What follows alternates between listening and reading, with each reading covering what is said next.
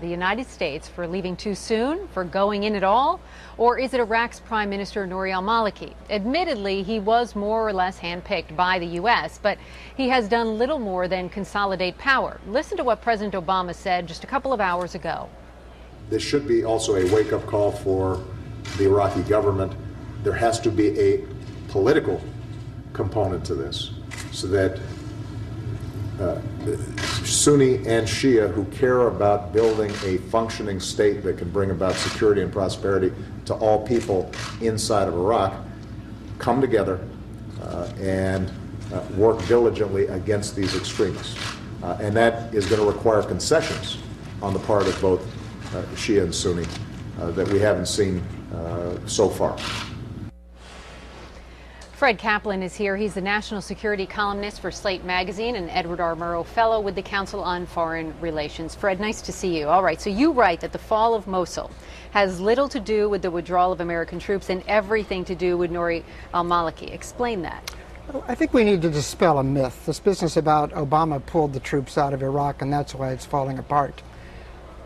President Bush signed a treaty at the end of 2008, the Status of Forces Agreement, which said that all U.S. forces, not just combat forces, all U.S. forces will be out of Iraq by the end of 2011. There was one clause which said this can be amended with the approval of the Iraqi parliament. And the Iraqi parliament was not going to approve this. So, you know, John McCain and other people can talk all they want about how Obama blew it, he should have negotiated a deal. It was not going to happen. The problem, the reason why this is going on now is that as we were pulling out, Maliki had promised that he would run a more inclusive government, that he would bring in more Sunnis. He's a Shiite leader. He would bring more Sons of Iraq militias into the National Army. He would strike an agreement on oil revenue, sharing the revenue. And the Sunnis believed that. Yeah, the Sunnis laid down their arms and came into the government, quite a lot of them. And he betrayed the whole thing. Not only that, he went off and arrested, or tried to arrest, chased into Kurdistan, the top Sunni political leader. He's running a very exclusionary government.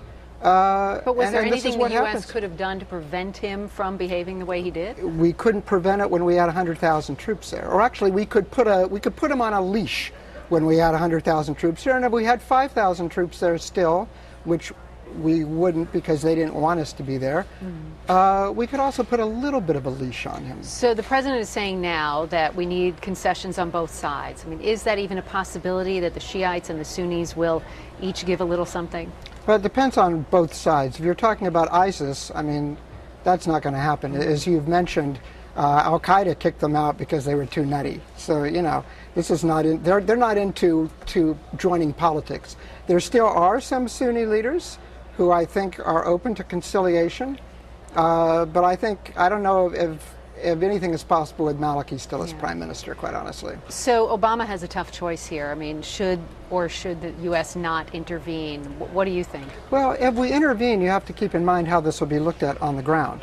It won't be that we're protecting Iraq. It'll be we're protecting Maliki, and we don't want to be in that position. I think one thing very interesting to watch for is what the Turks do.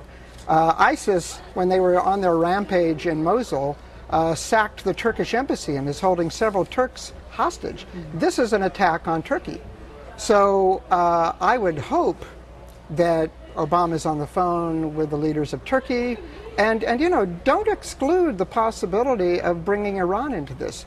This is one of these situations where the United States, Turkey, and Iran have the same interests. Yeah. Certainly an interesting problem for all of them. Fred Kaplan, nice to see you. Thank you. All right, try to imagine a terrorist group so extreme and so radical, yes, that even Al-Qaeda had kicked them out.